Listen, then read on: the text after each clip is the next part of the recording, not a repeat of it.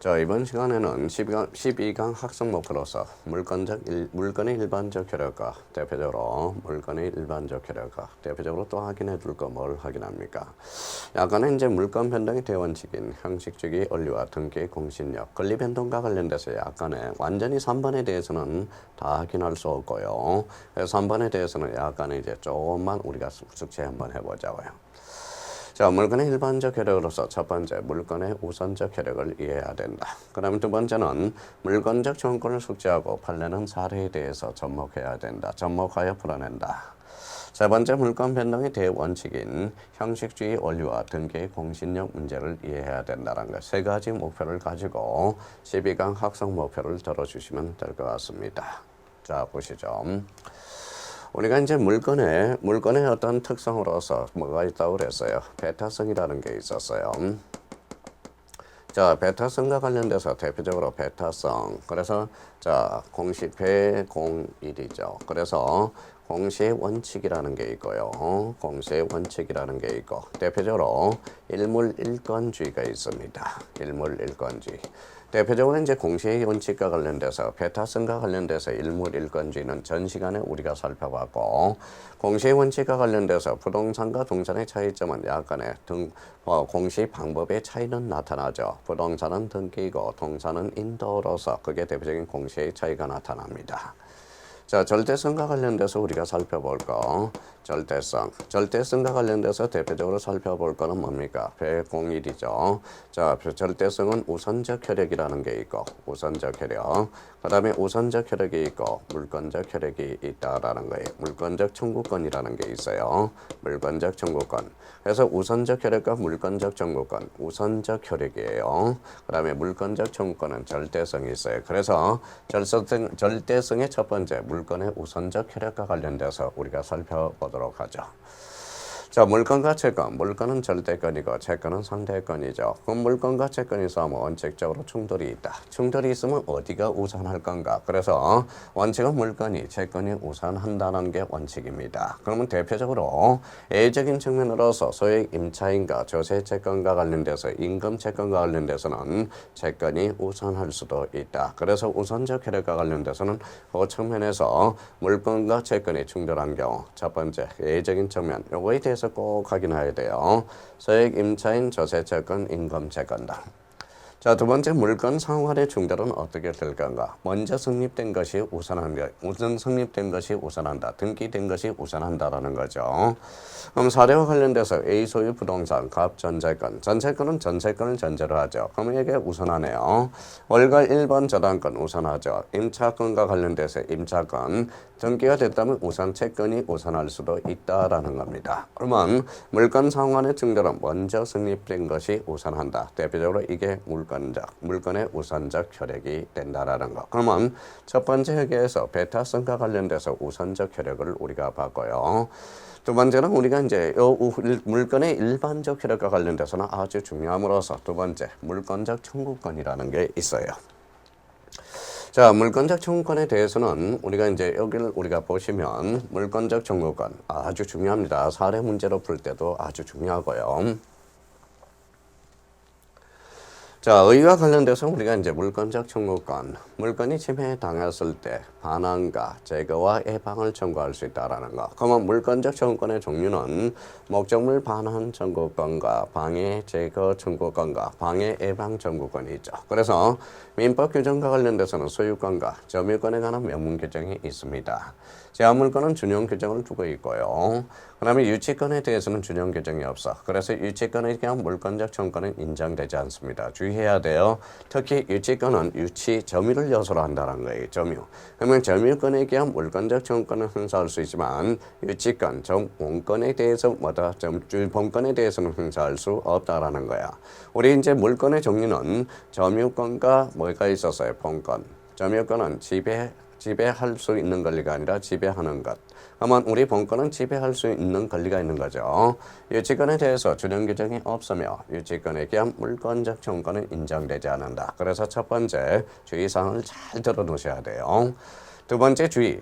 점유를 효소로 하지 않는 저당권, 지역권은 반환 청구권은 인정되지 않고 그러면 우리가 저당권과 지역권은 점유를 필수 요소로 하지 않아요. 그럼 점유를 해야 목적물 반환 청구권을 행사할 수 있죠. 그래서 22회 때 우리가 출제가 되고요. 자, 그렇다면 이런 문제에서 우리가 됩니다. 자, 그렇다면 이렇게 한번 보죠. 인정되지 않고 방해 제거와 예방 청구권은 할 수 있다라는 거야. 그래서 뭐 물권적 청구권으로서 주의 1, 주의, 특히 주의하라고 주의 1, 주의 2로 정리해 드렸어요. 자, 분류입니다. 자, 분류는 첫 번째 반환, 제거, 예방 청구권이다. 반환 청구권은 토지 인도, 건물 명도 청구가 바로 반환 청구권이 되고 방해 제거 청구권은 무허가 건물 철거, 무효 등기 말소 청구, 진정 명의 회복 등기에서 이때는 우리가 대표적으로 방해 제거 청구권을 이야기해주고 있다라는 거. 자, 방해 예방 청구권으로서 방해 예방 조치 또는 손해배상 담보, 방해 예방 청구권이죠. 그러면 첫째 분류는 방한과 제거와 예방 청구권이 있다는 거. 본건에 기한 물권적 청구권과 둘째, 점유권에 기한 물권적 청구권으로 나눠진다. 그러면 물권은 크게 본건과 뭐로 나눠진다? 점유권으로 나눠지죠. 그래서 본건에 기한 물권적 청구권과 점유권에 기한 물권적 청구권으로 나눠진다. 그러면 이 화면에서 우리 이 칠판에서 가장 중요한 것은 이 주의 1과 주의 2, 이 의미를 잡아두고 분류와 관련돼서 반환, 제거, 예방 청구권, 본건에 기한 물권적 청구권과 소유권에 기해서 점유권에 기한 물권적 청구권이 있다. 요 칠판에서 꼭 기억해 둘게. 주의 1, 주의 2. 그다음 다음을 보시죠. 자, 성질입니다. 특성이죠. 물건과 물권적 청구권은 분리 양보하지 못한다. 그러면 물건과 물권적 청구권은 물권적 청구권만 이전, 소멸, 양도시킬 수 없다라는 거예요. 그러면 갑소유 토지 어리 무단으로 무허가 건물을 지어 고물상 영업 중에 토지 소유권을 양도인 갑이 양수인 병에게 토지를 양도했대요. 토지의 전소유자인 갑이 토지를 병에게 양도한 후 소유권에 기한 물권적 청구권은 주장할 수 있는가? 이렇게 이제 의미를 받습니다. 그러면 물권적 청구권의 첫 번째 요건은 자, 생각을 한번 해보세요. 제가 이제 옆집과 A라는 B와 옆집이 있어요. 어느 날 빨래가 바람이 불어서 A집 건물 A 빨래를 딱 내렸는데 옆집로 팍 날라서 옆집 B집으로 떨어졌어요. 그럼 결론적으로 그는 자, 내 집, 내 옷 빨래 돌려달라고 요구할 수 있죠. 빨래가 날아간 것은 고의 가실이 없다라는 거야. 그러면 첫 번째, 침해자의 고의 가실, 기책 사유를 불문하고 인정한다라는 게 둘째 사유가 되고요.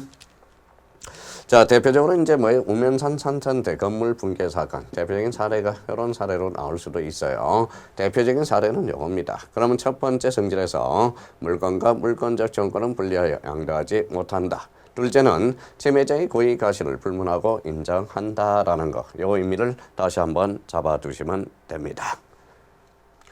셋째, 청구권은 현재 물건을 가진 자야. 현재 물건을 가진 자. 청구권자는 이거 반드시 해야 돼. 현재 물건을 가진 자, 현재 점유한 자가 되는 거죠. 그러므로 소유권을 취득하지 못한 자는 소유권에 기한 물권적 청구권을 행사할 수 없다라는 거야. 그러면 결론적으로 청구권자는 현재 물건을 가진 자, 현재 물건을 가진 자가 바로 뭐예요? 청구권자가 됩니다. 그래서 이거 의미 잘 잡아놔야 되고 첫 번째 기억을 보죠. 전 소유자의 토지의 소유권을 양도하여 토지 소유권이 상실한 전 소유자는 그러면 이거는 현재 물건을 가진 자가 아니죠. 그 물권적 청구권을 가질 수 없다라는 거야. 그러면 청구권자는 현재 물건을 가진 자를 이야기하는 겁니다. 자, 이번에 니은과 관련돼서 미등기 토지를 매수한 자는 어떻게 될 건가? 그러면 토지를 매수하였으나 이전 등기를 격려하지 않은 매수인이야. 그럼 토지를 제3자가 불법 점유한 경우 직접 소유권에 기한 물권적 청구권은 주장할 수 없다는데 그러면 청구권자는 뭐라고 그랬어요? 현재 물건을 가진 자. 이걸 기억해 둬야 됩니다. 청구권자는 뭐라고요? 청구권자입니다.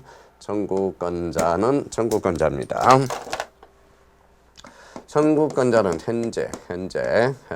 현재 뭐예요? 물건을 가진 자. 물건을 가진 자가 바로 청구권자가 된다. 물건을 가진 자가 청구권자가 된다. 요거 꼭 기억해 두라는 거예요. 청구권자. 그래서 청구권자 의미를 우리가 잡아둘 필요가 있고요. 자, 그 다음에 이제 니은을 이것을 보죠. 자, 이것에 보니까 취득시효 완성되었으나 등기를 경료 중인 자, 아직 등기가 안 돼 있죠? 그러면 아직 소유권이 없는 자입니다. 그러면 예자는 자, 그러면 물권적 청구권을 행사할 수 없다라는 거. 그러면 결론적으로 현재 물건을 가진 자가 대표적인 청구권자가 된다. 요거 기억 반드시 더듬어 놓으셔야 됩니다. 그래서 현재 물건을 가진 자. 다음으로 보시죠. 넷째입니다. 자, 상대방은 그러면 청구권자의 상대방은 누가 되느냐? 이것도 중요한 목적을 가지고 있죠. 그러면 상대방은 누구냐? 그럼 봐봐요. 현재 물건을 침해한 자. 현재 물건을 침해한 자가 됩니다.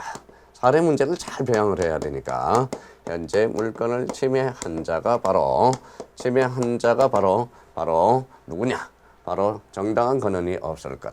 여기서 물건의 점유자는 직접 점유자와 간접 점유자 모두 상대방이 된다. 그러면 간접 점유자도 점유권이 있거든. 그러면 간접 점유자는 점유권은 있죠. 그러니까 점유 보호 청구권은 행사할 수 있죠. 그래서 자력구제권은 행사할 수 없다는 결론이 떨어져요. 그러면 상대방은 계속적으로 확정해 들어갑니다. 점유를 인도하여 준 점유 상실자. 현재 물건을 가지고 있지 않아서 점유를 상실한 과거의 점유자는 상대방이 될 수 없다. 그럼 계속적으로 상대방은 현재 물건을 침해한 자다. 현재 물건을 침해한 자가 바로 현재 물건을 침해한 자가 상대방이 될 수 있다. 자, 점유 보조자입니다. 보조자는 보조가 포인트야. 그래서 점유는 없어요. 그러면 점유 보조자는 보조해 주는 거야. 그러면 점유권이 없으므로 상대방이 될 수 없다라는 거. 그러면 자력구제권은 행사할 수 있다라는 거네. 자, 갑소의 토지를 어리 미등기로 매수하여 다시 병에게 점유하여 인도했습니다. 그러면 갑이 소유권에 기하여 토지 점유자 병에게 토지 반환을 청구할 수는 없다라는 거다. 그러면 결론적으로 갑소의 토지를 어리 미등기로 매수하여 다시 병에게 점유하여 인도한 경우. 그러면 자, 결론적으로 직접 점유한 자한테는 행사할 수 없죠. 그래서 토지 점유자에게는 토지 반환을 청구할 수 없다라는 거네. 자, 다섯 번째입니다.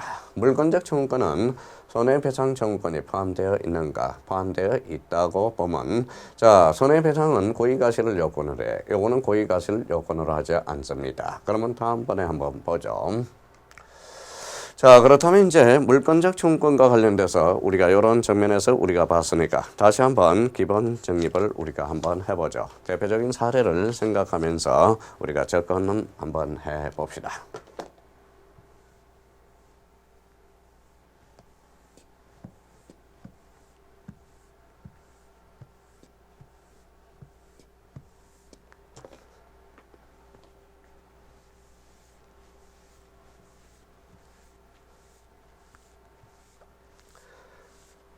자, 이걸 머릿속에 넣는 게 중요합니다. 그래서 이제 청구권자, 현재 물건을 가진 자, 상대방은 현재 물건을 침해한 자, 이걸 기억하면서, 자, 그러면 한번 보죠. 갑이라는 사람이 있어요. 자, 갑이 뭡니까? 건물을 허락해. 자, 건물이 이런 관계가 형성되고 있다고 봅시다. 허락해. 자, 을입니다. 그러면 갑과 을의 관계에서 여기 이제 뭡니까? 갑한테 뭘 했느냐? 그러면 을에게 이제 을이 자, 침해를 했다고 봅시다. 그래서 이제 상대방이 되네. 그래서 상대방. 자, 상대방은 뭡니까? 여기에서 상대방은 뭐라고 그랬어요? 현재 물건을 침해한 자가 됩니다. 자, 이런 측면에서 봅시다. 그러면 결론적으로 갑의 토지에. 자, 사례가 이거 토지예요.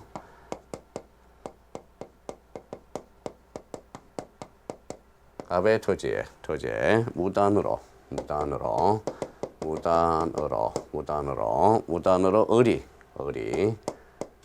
을이 자, 건물을 신축하고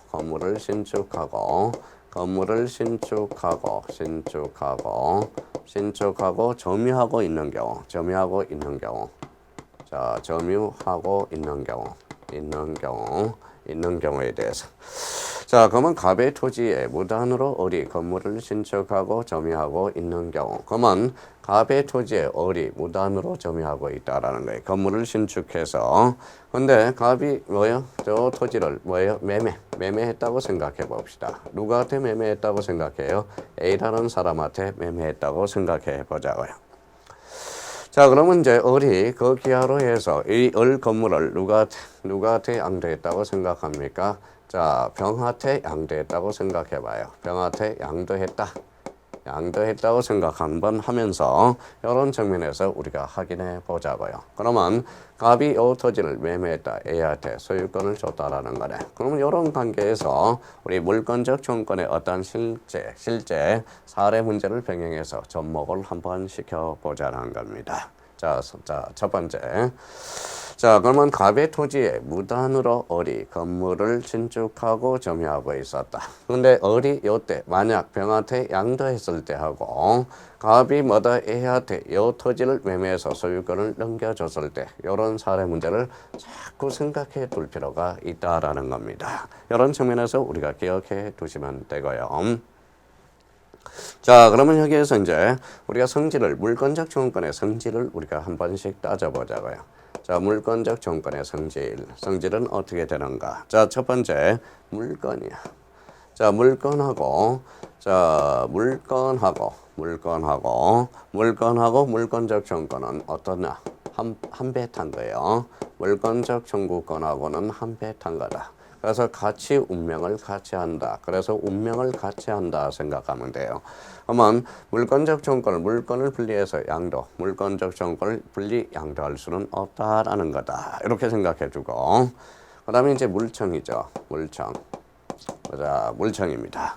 물청에 대해서는 물권적 청구권은 물권에 독립해서 물권적 청구권은 소멸시효의 대상이 될 수 없다. 그래서 소멸시효 X가 되죠. 소멸시효 X 기억해 둬야 돼요. 자, 물권적 청구권의 비용 부담은 누가 지느냐? 청구를 당한 자. 그래서 비용 부담은 상대방이 진다라는 거야. 그래서 상대방이라는 물권적 청구권의 성질을 다시 조아리고요. 여기에 대해서 이제 요건들을 우리가 살펴봐야죠. 자, 요건입니다. 자, 요건. 첫 번째는 침해 또는 염려가 있어야 돼. 침해 또는 염려. 그래서 침해 또는 염려가 있어야 된다. 침해 또는 염려. 요건이 하나 돼. 자, 그다음에 이제 여기에 대해서 상대방의 고의가실이 없어야 돼요. 그래서 상대방의 고의가실이 없어야 된다. 고의가실이 없어야 된다. 고의가실 X가 돼요. 자, 침해 또는 염려가 있어야 되고 상대방의 고의가실이 없어야 되고 이때 상대방의 고의가실과 관련돼서 만약 이렇게 나눠질 수 있어요. 만약 상대방의 고의가실이 있다 그러면 이거는 불법행위로 빠지게 돼요. 불법행위에 대한 손해배상 750조 불법행위에 대한 손해배상 청구권을 갖추게 되고요. 만약에 여기에서 물권적 청구권이 없다. 그러면 이렇게 해서 그러면 고의가실이 있더라도 물권적 청구권을 행사할 수 있어요. 그러면 대표적으로 이거는 바로 물청이 되겠죠. 그래서 물청. 고의가실이 없을 때는 물청으로 간다. 자, 그러면 결론적으로 상대방의 고의가실이 다 있다. 모든 행사가 다 가능하다라는 거. 이런 측면에서 한다면 이걸 이제 하나씩 풀어헤쳐 봅시다. 자, 그렇다면 이런 사례를 한번 보죠. 자, 그러면 결론적으로 갑이 남의 토지 위에 갑의 토지 위에 을이 무단으로 건물을 졌다. 그러면 이 건물 소유자는 을입니다. 그러면 갑은 을 보고 나가달라고 할 수는 없다. 건물 소유자는 누구니까? 그래서 뭐예요? 을 거죠. 그래서 퇴거 명령은 할 수가 없다라는 결론이 떨어지죠. 그래서 갑이 을을 상대로 건물의 철거 및 토지 반환은 청구할 수 있죠. 토지. 왜? 자, 남의 토지에 근원 없이 건물을 졌으니까 철거나 토지를 돌려달라고 반환은 청구할 수 있지만 갑이 을한테 철거는 청구할 수가 없게 되는 거죠. 만약 을이 그 사례에서 을이 그 건물을 병에게 임대하여 대항력을 갖췄다네. 대항력을 갖춘 경우는 가번 병에게 퇴출을 받아 청구할 수 있다. 왜 퇴출을 청구할 수 있죠? 병의 소유자가 아니기 때문에 그렇다는 거예요. 그러면 건물 임차권의 대항력은 건물에 관한 것이지 토지에 관한 것이 아니기 때문에 그러면 그건 어리 병한테 뭐예요? 만약에 임차권을 줬다 그래. 양도가 아니라 임대를 줬다면 그때는 갑은 어리에 대해서 내 집 돌려도 내 집 부셔라, 내 집 부셔라 철거는 청구할 수 있다라는 거예요. 자, 그러면 이의 경우 만약에 양도에 매도하고 자 봅시다. 자, 어리 건물을 병에게 매도하고 이전 등기해 준 건 어떻게 될 건가? 갑은 현재 침해자인 누굴 상대로 해야 돼? 현재 만약에 이 사람이 병에서 그러면 이 A는 갑은 을한테 청구할 수 없죠. 청구권자는 현재 물건을 가진 자가 되죠. 매매했다면 갑은 병한테 청구할 수가 있게 되는 거죠. 갑은 을한테 할 수가 없습니다. 자, 이 사의 경우 또 우리가 한번 봅시다. 이런 사례를 또 한번 들어봐요. 갑의 고의 가실이 있는 을에게 손해배상을 청구해야 되고 만약에 인도를 청구해 가실이 있는 을에게 손해배상을 청구해야 되고 만약 병에게는 손해배상을 청구할 수가 없다라는 거예요. 병에게는 고의 가실이 없기 때문에 그렇습니다. 그럼 침해한 물건이 제3자에게 양도된 경우는 물건적 청구권의 상대방과 불법행위에 대한 배상 청구권의 상대방은 다르게 되는 겁니다. 그래서 그런 의미가 하나 전개 이론이 나올 거고 사례가 어리 병에게 만약에 어리 병에게 건물을 매도한 후 매매 대금을 전부 지급받고 인도하였어. 건물이 아직 미등기야. 미등기라면 뭐예요? 그때는 누구한테 건물을 철거해달라고 요구할 수 있느냐? 갑은 병을 상대로 건물의 철거 청구를 할 수가 있다라는 거죠. 그래서 현재 물건을 지배한 자는 병이기 때문에 그렇다. 자, 법률상 소유자는 아니지만 실질적 소유자로서 처분할 수 있는 지에 있는 자는 건물 철거의 상대방이 될 수 있다라는 거예요. 그래서 이제 넘어가고요. A가 만약에 갑토지 소유권을 이전받은 경우, 만약에 갑이 매매에서 A 소유권을 이전받은 경우는 어떻게 될 건가? 근데 갑은 을한테 물건적 청구권은 행사할 수가 없어요. 결론적으로 누가 행사해야 하죠? 바로 A가 을이나 병한테 행사해야 되겠죠. 그러면 이 말은 결론적으로 우리 청구권자는 현재 물건을 가진 자는 그건 A가 되거든요. 자, 물건의 청구의 상대방 현재 물건을 침해한 자가 돼. 그래서 요거와 관련돼서 청구권자와 관련돼서 현재 물건을 가진 자, 상대방은 현재 물건을 침해한 자가 바로 상대방이 된다. 자, 그래서 성질과 요건에 대해서 이 두 가지 측면을 보시고 물건적 청구는 반드시 출제된다고 생각해 두셔야 돼요. 반드시 출제됩니다. 자, 그러면 우리 기본 교재로 가서 몇 개 점검을 한번 해봅시다. 자, 물건의 일반적 효력 3절로 나왔죠. 3의. 자, 물건에 관한 배타적인 권리다. 배타적인 권리로서 동일한 물건에게서 여러 권리가 존재하여 권리 형사의 충돌이 발생할 수가 있는데 이게 우선적 효력을 인정하고 있고 물건은 침해를 받은 경우 물건적 청구권을 행사할 수 있다. 그의 물건은 배타적 권리이기 때문에 강한 양도성을 띈다. 그래서 배타성 그러면 우선적 효력과 물건적 청구권, 물건적 청구권으로서 대표적인 물건의 특성상 양도성을 가진다. 강한 양도성을 가지죠. 자, 물건에 관한 우선적 효력이 나오네요. 의의는 한번 읽어보시고 물건 상호간의 우선적 효력. 그러면 원칙이 자, 물건이 성립한 순위에 따라서 정해진다라는 거. 그 의미가 연결이 되고요. 예적으로 소유권과 제한물건이 있을 때 제한물건이 언제나 소유권에 우선한다는 걸 기억해 둬야죠. 물건과 채권 간의 순위가 싸우지만 원칙은 물건이 우선하나 예적으로 대항력을 갖춘 임차권이 있다면 그때는 대항력이 임차권이 우선할 수도 있다라는 걸 우리가 설명을 살펴봤고요. 자, 물건적 청구권의 의의. 그래서 종류. 물건적 반환 청구권, 방해 예방 청구, 방해 제거 청구권, 방해 예방 청구권이 있다.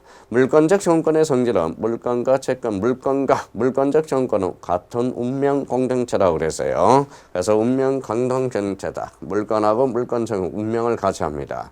물권적 정권은 서면시효의 뭐의 대상이 아니고 독립해서 비용 부담은 누구한테 청구할 수 있다. 상대방한테 청구할 수 있다. 그래서 물권적 정권의 성질을 해서 가로 3번에 딱 정리해 놨습니다.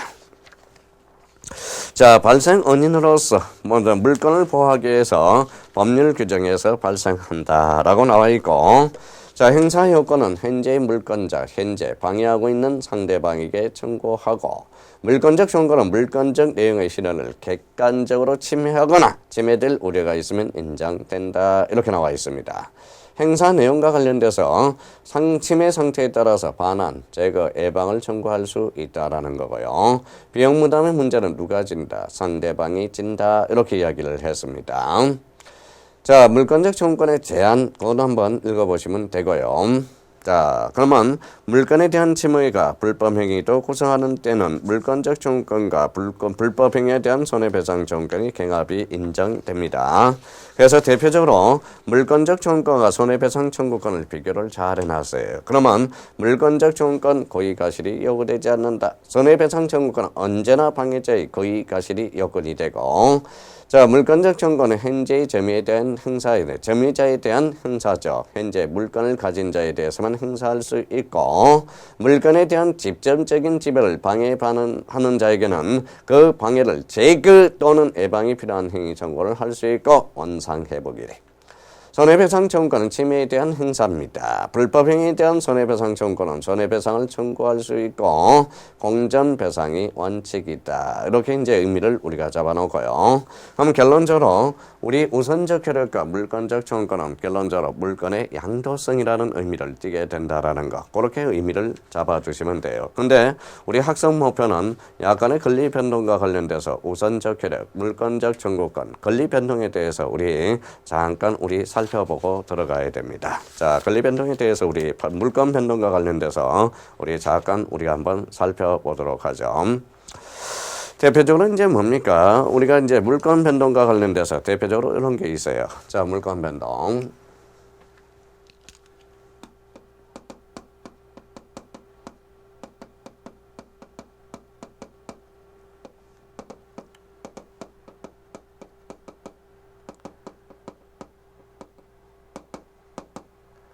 자, 발생, 변경, 소멸이죠. 물건의 변동은 3개에 걸려서 자, 발생, 변경, 소멸이다. 자, 물건 변동과 관련돼서는 법률행위가 있고요. 대표적으로 이제 법률행위. 그래서 법률행위. 자, 법률행위한 물건 변동이 있어요. 법률행위한 물건 변동이 있고, 대표적으로 이제 법률 규정에 의한 물건 변동이 있다라는 거예요. 법률 규정. 자, 법률행위는 대표적으로 이제 법률행위, 법률 규정과 관련돼서 법률행위에 대한 부동산 물건 변동. 그래서 물건행위. 이거는 186조에 뭐라고 써놨느냐? 바로 186조에 등기해야 물건 변동이 발생한다. 그래서 등기라는 의미를 갖춰줘야 된다. 등기해야 된다.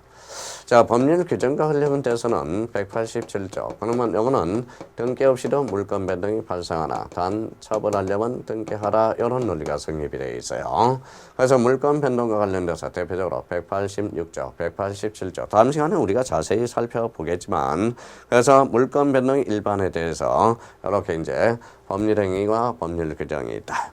여기에 대해서 그러면 물건 변동과 공시에 대해서, 자, 공시에 대해서 두 가지 원리가 있죠. 그래서 법률행위는 등기해야 물건 변동이 발생하고, 법률 규정은 등기 없이도 물건 변동이 발생하나 단 처분하려면 등기하라. 그래서 물건의 공시 제도와 관련돼서 대표적으로 부동산 물건과 관련돼서는 등기, 동산의 물건과 관련돼서는 대표적으로 인도라는 게 있어요. 인도라는 의미가 있습니다. 자, 그러면 여기에서 이제 대표적으로 약간의 이제 이런 의미에서 우리가 확인해 두고 가죠. 자, 공시의 원칙과 공신의 원칙을 우리가 이제 들어볼 겁니다. 자, 공시라는 것은 보일시자야, 보일시자. 그럼 결론적으로 부동산은 뭘로서 보여주느냐? 부동산은 등기로서 보여준다는 거예요. 자, 동사는 뭘로서? 인도로서. 둘 다 공시의 원칙은 지켜집니다. 그런데 공시의 차이는, 방법의 차이는 나타나죠. 부동산은 등기, 동사는 인도라는 거야.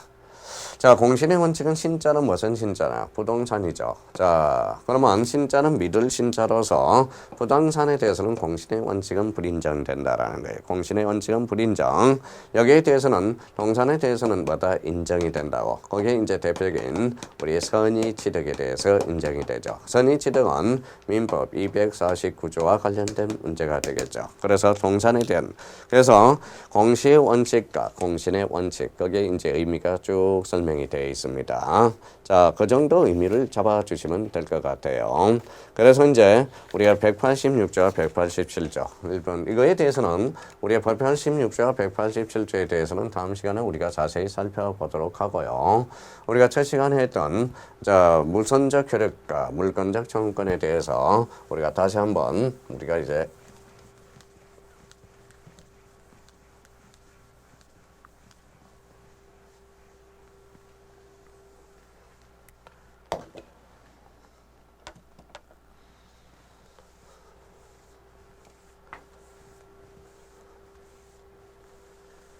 자, 여기를 보시죠. 자, 보시죠. 자, 우리 22강에서 학습 목표가 뭐였었어요? 물권적 일반적 효력, 물권의 일반적 효력으로서 자, 물권의 우선적 효력을 우리가 살펴봤죠. 물권과 물권이 싸우면 물권이 우선 성립한 거. 자, 물권과 채권이 싸우면 물권이 우선하나 물권이 언제나 우선한 것은 아니다. 소유권과 제한물권이 싸우면 제한물권이 언제나 우선한다. 그래서 우선적 효력이 의해야 했다고 그랬죠. 자, 물권적 청구권을 숙지하고 아까 대표적인 사례, 판례를 사례에 접목하여 풀어내야 된다라는 겁니다. 자, 대표적으로 가까울의 관계, 병의 관계, 매매. 이걸 이제 자기가 사례를 생각하면서 문제를 접근해 들어가야 된다라는 거. 그래서 이제 물권적 청구권의 청구권자는 현재 물건을 가진 자, 상대방은 현재 물건을 침해한 자. 만약에 갑의 토지의 무단으로 어리 건물을 신축하고 점유하고 있는 경우, 이 관계의 사례를 우리가 자세히 우리가 살펴봐 줘야 됩니다. 그래서 물건과 성질에 대해서는 물건과 물권적 청구권은 같은 운명 공동체다. 물권적 청구권만 독립해서 소멸시의 대상은 될 수 없다. 비용 부담은 상대방이 지고요. 요건은 침해 또는 염려가 있을 때, 상대방이 고의 가실이 없을 때, 상대방이 고의 가실이 있다면 불법행위 행위와 물권적 청구권을 경합할 수가 있다. 이런 측면에서 우리가 보시면 됩니다. 자, 물권 변동의 대원칙인 형식적인 원리. 우리 다음 시간에 우리가 자세히 볼 건데 이 형식주의와 관련돼서는 민법 186조 등기라는 형식을 갖춰야 된다라는 겁니다.